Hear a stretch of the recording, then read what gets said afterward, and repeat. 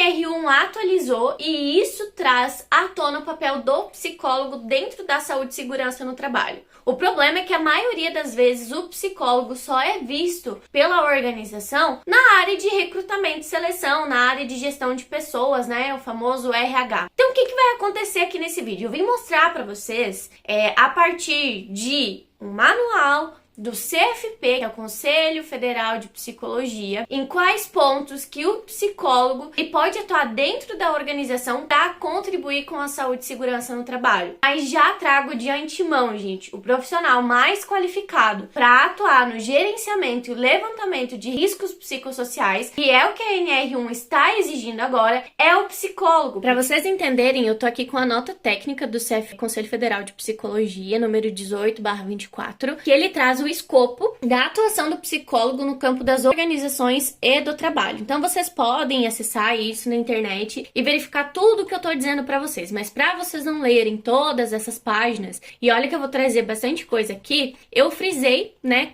marquei aqui algumas coisas que eu quero conversar com vocês. Então o primeiro deles, eu vou até ampliar aqui para vocês conseguirem ver melhor, atribuições do psicólogo que atua em psicologia organizacional do trabalho encontram-se diagnóstico de necessidade de aperfeiçoamento dos processos de interação, pessoa/tecnologia em diferentes postos e sistemas de produção, buscando aperfeiçoamento de capacidades, habilidades do indivíduo em situações de trabalho, análise dos trabalhos voltadas ao aperfeiçoamento dos processos de regulação, controle e modelagem do comportamento humano, viu? Quem faz isso é psicólogo, tá? Não é engenheiro, nem nada disso. No trabalho, assim como ao desenvolvimento de sistemas adaptativos que favoreçam a inclusão das pessoas no trabalho e a adaptação do desenho das condições de execução do trabalho às características psicofisiológicas das pessoas. Aqui eu já vou fazer uma pontuação para vocês. A segurança no trabalho, ela tem a mania de achar que tudo é para controlar o comportamento humano. O controle do comportamento, a mudança do comportamento, mas eles focam muito no indivíduo, né? Então, quando a gente traz ali, para pessoas que não são da psicologia, a gente traz dentro do CFP ali, né, o controle e modelagem do comportamento humano, a gente não está falando que a gente vai trabalhar o indivíduo, falar que ele está errado e querer mudar as crenças dele, porque comportamento é só uma interface do ser humano. Então a gente vai pegar e vai olhar para que tipos de comportamento que a gente tem, que tipo de comportamento a gente quer ter e criar ações dentro da organização. Então é uma forma sistêmica de se atuar, não apenas individual. Óbvio, o individual ele precisa ser trabalhado, mas primeiro a gente começa dentro da organização. Então não é um procedimento que vai fazer esse controle e modelagem do comportamento. É muito mais robusto do que isso. Avaliação e intervenção dos fatores no ambiente de trabalho, dos sistemas de produção que promovam a melhoria da eficácia, eficiência e efetividade das ações humanas no trabalho e reduzam o potencial ofensivo à vida, à conduta segura e à ocorrência de erros, falhas e acidentes. Esse ponto é o que a gente precisa entender. Psicólogos deveriam ser obrigatório participar do SESMIT, porque não adianta a gente vir com um programa super robusto, querer fazer várias ações de segurança, achar... Agora eu vou voltar aqui pra mim pra vocês conseguirem ver minha cara. Não adianta a gente achar que simplesmente vai chegar e colocar uma mão ensanguentada, colocar um carro batido, pegar e ficar punindo as pessoas e achar que isso é o suficiente para que a gente, conforme está escrito ali, reduza, né, a ocorrência de erros, falhas e acidentes. Isso não é o suficiente. A psicologia, psicólogos entendem isso, porque a gente estuda a neurociência, a gente estuda comportamento. Quando eu vou dentro de uma empresa e eu vejo esse tipo de ação, me dá 3 tipos de piripaque. O que vocês acham que vai acontecer quando a gente faz esse tipo de ação? Vocês acham que realmente é efetivo? Que não é. Não é efetivo. O problema é que a nossa cultura ela é baseada no medo. Saúde e segurança no trabalho é baseada no medo. Ou você faz, ou você é punido, ou algo muito ruim vai acontecer com você. Essa é a importância de nós termos psicólogos dentro do SESMIT. Nós temos psicólogos dentro de equipes de saúde e segurança no trabalho. Essa é a importância, fatores do ambiente de trabalho dos sistemas de produção que promovam a melhoria da eficácia. A gente vai avaliar, a gente vai ir para campo, a gente vai entender quais são os fatores que estão influenciando. A gente vai olhar para esses fatores humanos que não são relacionados apenas ao sujeito, mas sim ao ambiente organizacional e entender o que a gente pode fazer com isso. Perícias psicológicas em contextos de trabalho com o objetivo de diagnosticar condições e características do trabalho que comprometam as condições de saúde das pessoas e a capacidade de realização do trabalho. Perícias psicológicas, gente, em contextos de trabalho. A gente precisa entender como é que o trabalho está acontecendo. A gente precisa entender quais são as condições, quais são as características desse trabalho. Por isso também, quando um psicólogo ele vai atuar dentro da segurança, ele precisa ter um mínimo de noção, né? Do que é aquele ambiente. O que dentro da segurança vai influenciar nessas condições, nessas características. Diagnóstico, mapeamento de saúde, bem-estar e qualidade de vida no trabalho, identificação dos fatores de risco e proteção à saúde do trabalhador. Dentro da segurança no trabalho, um S foi esquecido, tanto que a gente fala segurança no trabalho. É difícil quem fala saúde e segurança no trabalho. A gente fala SST e quando pergunta o significado, é segurança no trabalho. Mas não, a gente tem que olhar para a saúde. E quando a gente fala de doenças ocupacionais, que inclusive foi atualizada a listagem, a gente precisa entender que elas são muito importantes. E que na maioria das vezes não é um acidente que vai acontecer, mas é uma pessoa que vai adoecer. Então a gente precisa olhar para isso. De que forma que a gente está olhando para as pessoas que estão adoecendo? Ou a gente não está vendo influência nenhuma dentro do ambiente de trabalho que acarreta nesse tipo de doença. Produção e organização de dados epidemiológicos de agravos e adoecimentos relacionados ao trabalho. Realização de processos de capacitação dos trabalhadores sobre melhoria de saúde, bem-estar e qualidade de vida no trabalho. Tudo, análise e intervenção nas relações entre trabalho, saúde e doença mediante propostas programáticas desenvolvidas na rede de serviços de saúde. A gente tem que entender se está funcionando, se não está funcionando, o que precisa ser melhorado. Notificação dos agravos, situações de riscos e adoecimento à saúde de trabalhadores e estabelecimento do nexo causal entre trabalho, saúde e doença. Olha isso aqui, desenvolvimento de estratégias de enfrentamento ao que, gente? Riscos psicossociais presentes no ambiente de trabalho. Nós precisamos de psicólogos fazendo isso e até eu diria que ele vai ter soluções mais eficazes nesse assunto, nesse desenvolvimento dessas estratégias, do que se você contratar uma empresa que não tem esse tipo de psicólogo. Planejamento, execução e avaliação de programas de promoção, prevenção, vigilância, assistência e reabilitação no âmbito da saúde, bem-estar e qualidade de vida do trabalhador e suas implicações para familiares. Definição e implementação de sistemas de gestão da... Olha isso aqui! Definição e implementação de sistemas de gestão da saúde e segurança ocupacional. Aperfeiçoamento de processos de gestão do trabalho, buscando a melhoria de saúde e segurança na organização do trabalho. Cara, o psicólogo ele pode ajudar em tanta coisa. Vamos falar um pouquinho sobre isso? Ele ajuda nessa conexão do trabalhador com a organização. Porque a organização acha que o problema é o trabalhador. E o trabalhador entende que o problema é a organização. Se não tem alguém para conectar esses fiozinhos, a gente vai ter muito atrito. E às vezes você vai gerar uma resistência ainda maior nesses trabalhadores.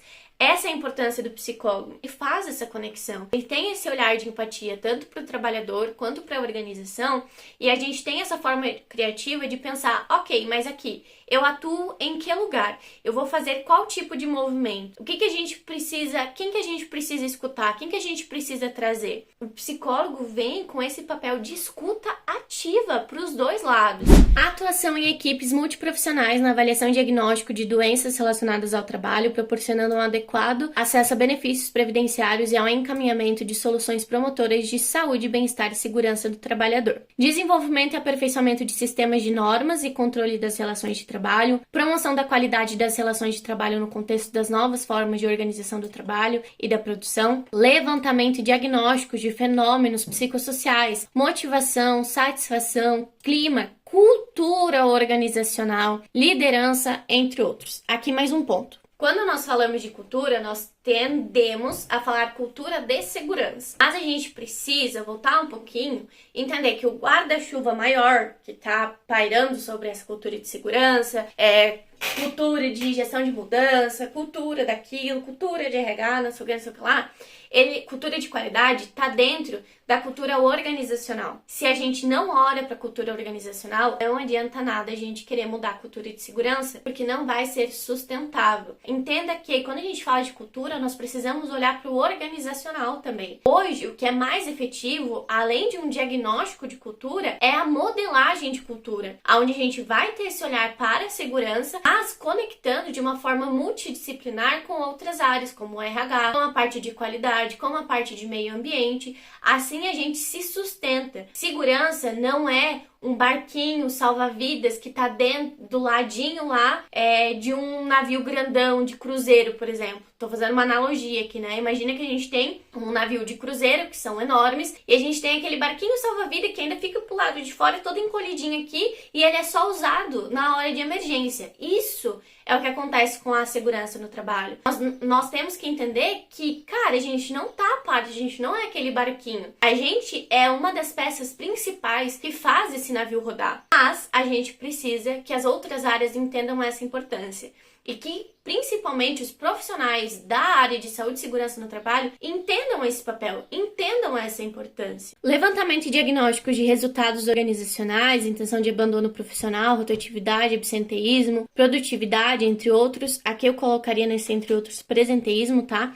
Seus possíveis fatores associados. Proposição e implementação de programas e práticas de gestão que promovam a diversidade, a satisfação, desempenho, bem-estar e a qualidade de vida no trabalho. Aqui a gente está falando sobre saúde e se a gente fala de diversidade, as pessoas elas se sentem seguras para ser quem elas são, para expor as suas ideias, preocupações e erros, que é o que a gente fala, né, da segurança psicológica, a gente gera um ambiente de trabalho mais seguro. E isso tem um impacto total. Fica aqui a minha indicação do livro da Amy Edmondson, A Organização Sem Medo, que trata bastante sobre isso também. A atuação no desenvolvimento de gestores e de equipes de trabalho. Os gestores muitas vezes não sabem lidar com os seus liderados, nessa parte de auxiliar eles nas suas dificuldades. Com relação à segurança, muitas vezes tem esse papel autoritário, né, e nem tanto de gestão, então é importante a gente desenvolver esses gestores e de equipes. Quando a gente fala de organização, a gente tem que ver a mudança, né, de cima para baixo. E o que acontece na maioria das vezes é a gente ficar aqui embaixo, trabalhando nos colaboradores. Mas a gente tem que começar lá de cima, com alta liderança, e ir descendo, né? Atuação em processos organizacionais, estimulando ambientes favoráveis à criatividade, à mudança, à inovação e às transformações organizacionais. Por que isso é importante? Porque o colaborador, ele vivencia o dia a dia, ele está expostos aos riscos, então é necessário que eles tenham essa criatividade para lidar de uma forma segura com esses riscos e também propor novas ideias, né, para que a gente possa melhorar essa saúde e segurança. Desenvolvimento de ações para melhoria do potencial criativo de gestores e trabalhadores, proposição e implementação de programas de redesenho do trabalho que otimizem o ajuste pessoa-ambiente organizacional, atuação em programas de melhoria do desempenho individual de equipes e de processos de trabalho, avaliação dos impactos de processos de mudanças, inovação e transformação nos níveis de indivíduos, grupos, organizações e sociedade, preparação de lideranças para atuar em processos de mudança, inovação e transformação, análise do trabalho e descrição dos fluxos e processos de trabalho, elaboração e implementação de políticas de gestão de pessoas, construção de modelos e estratégias de avaliação de desempenho, considerando a cultura e objetivos da organização. Avaliação, aqui entra a parte de treinamento, avaliação de necessidade de treinamento, desenvolvimento e educação em organizações e trabalho, considerando o contexto e o perfil do público-alvo. Escolha e desenho dos métodos, meios e estratégias de treinamentos compatíveis com a natureza e complexidade dos objetivos instrucionais. Aqui entra bastante o papel de educador, de instrutor, né, de facilitador, seleção ou construção de medidas de avaliação de aprendizagem válidas, confiáveis e compatíveis com o grau de complexidade dos objetivos. Não é simplesmente uma prova teórica lá valendo 10 que você garante que a pessoa aprendeu. Avaliação de efetividade das ações de treinamento, desenvolvimento e educação nos níveis individuais de grupo e de grupo, né? Eu acho que esse aqui é o melhor fechamento que eu posso dar para vocês. A compreensão do comportamento humano no contexto organizacional e laboral permite ao psicólogo uma análise mais aprofundada e abrangente dos fatores que influenciam o comportamento das pessoas, bem como dos fatores que configuram a subjetividade humana e o constituem como sujeitos únicos. Tal especificidade também se manifesta nos métodos para coleta de dados, análise e intervenção. Avaliações psicométricas, entrevistas, observações de comportamento e técnicas de intervenção baseadas no conhecimento científico são ferramentas fundamentais da psicologia organizacional e do trabalho. Essa ênfase em métodos psicológicos permite uma abordagem particularizada e adaptada às nuances individuais, grupais, organizacionais e sociais. Em todas as demais atividades compartilhadas com outras profissões, o psicólogo leva conhecimentos da psicologia que são fundamentais para a efetiva ação na área de gestão de pessoas, como no campo da saúde do trabalhador, no treinamento, qualificação e desenvolvimento de pessoas, por exemplo. Assim sendo, ressalta-se que a formação em psicologia que capacita os psicólogos para atuarem nesse campo de interface que é a psicologia organizacional do trabalho. Tal formação proporciona aos profissionais os conhecimentos teóricos e práticos necessários para compreender o comportamento humano nos contextos organizacionais e não organizacionais, bem como realizar intervenção que promovam a saúde mental, o bem-estar e a eficácia do trabalho. Em todos esses domínios compartilhados, é importante afirmar que a formação em psicologia incorpora um viés específico que muitas vezes torna o trabalho do psicólogo mais eficaz e com resultados mais positivos para os trabalhadores, as equipes e as organizações. O que eu quis dizer com tudo isso é que psicólogos são fundamentais e essenciais para a saúde e segurança no trabalhador. Nós somos fundamentais para fazer levantamentos, para fazer gerenciamento de riscos psicossociais. Nós somos fundamentais para a implementação de programas. E aí, o que eu queria frisar com tudo isso é que vocês entendessem a importância do psicólogo dentro da área de SST, mas também tomassem principalmente cuidado com quem que vocês estão contratando para fazer esse tipo de levantamento, para atuarem nessas áreas. Será que essas pessoas estão tendo capacitação suficiente? Então, o psicólogo ele vem para somar, ele não vem para excluir um engenheiro, ele não vem para excluir um técnico de segurança, até porque cada um vai ter a sua função, mas ele vem para somar, para trazer esse olhar mais crítico, para trazer esse olhar mais holístico, sistemático do negócio, para que a gente consiga evoluir. Da forma como a gente está fazendo, a gente evoluiu até um certo ponto, mas não está conseguindo evoluir mais. E eu acredito sim que o psicólogo seja esse profissional para trazer essa transformação para a área de saúde e segurança no trabalho. Se você ficou até aqui, eu quero te agradecer por a sua audiência. Logo eu vou trazer mais vídeos relacionados aos riscos psicossociais, relacionados aos psicólogos dentro dessa área, a educação em segurança, né? Eu acho que isso é muito, muito, muito importante, então eu quero trazer essa voz para cá. Se você ainda não me conhece, ainda não me acompanha nas redes sociais, é só você procurar como Kendra Venturella, tanto no Instagram quanto no LinkedIn. E a gente se vê por aí, né? Se você tiver alguma ideia de vídeo, se você ficou com alguma dúvida do que eu trouxe aqui, deixa nos comentários, compartilha com quem você acha que é necessário ouvir e que quer entender mais sobre esse assunto. E se você estiver precisando de um psicólogo organizacional com essa abordagem, com esse tipo de olhar, é só entrar em contato comigo que eu te apresento as soluções que eu tenho, eu e a minha empresa temos para você e a sua empresa.